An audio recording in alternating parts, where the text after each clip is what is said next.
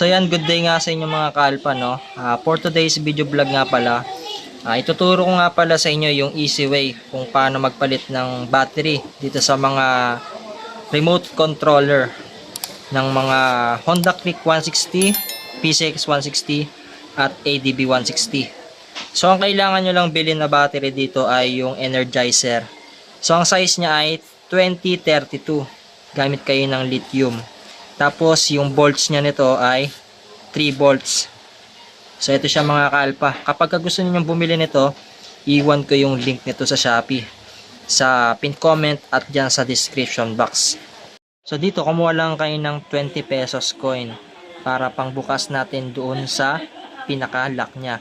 Tapos kuha lang din kayo ng malinis na basahan para hindi magasgasan yung casing niya. So bali ito na yung 20 pesos coin. So lagay nyo lang yan dyan. Tapos yung pinaka-lock niya rito, yan, igaganyan nyo lang. Kukuha lang kayo ng malakas na persa. So pagkabago lang to, medyo mahirap yung pagtanggal. Pero once na nakapanyo na yan at ingat nyo, so angat na yan, matatanggal na kagad. So bali ito yung itsura niya. Kukunin na natin itong coin. Yan. So medyo mahirap lang dukutin yung coin dito. Kunin na ulit natin yung 20 peso coin. Ayan, try natin dukutin. Kung ayaw, kuha kayo ng flat screw para matanggal to. So ito, kumuha na lang tayo ng susi pang sungkit dito.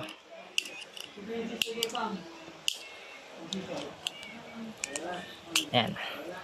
So wag nyo kakalimutan yung positive, yung nakataob. So ito na yung luma. Tapos kunin na natin itong ipapalit natin na Energizer. So nung kinuha natin, 'di ba, pag ganyan siya.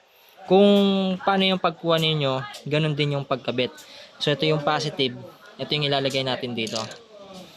Ayan, i-push nyo lang.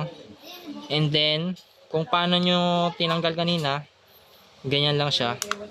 Ayan. So okay na, 'di ba? Tignan natin kung gumagana. O, 'di ba? Okay na. So ayan, all good sa siya mga kalpa. So ganun lang magpalit ng battery dito sa mga remote controller. Subscribe na. So bali dito, bilhin nyo na yung battery dyan sa Shopee na binigay kong link. So murang-mura lang ito, 15 pesos lang ito. So ano pang hinihintay ninyo? Order na. Thanks for watching and goodbye.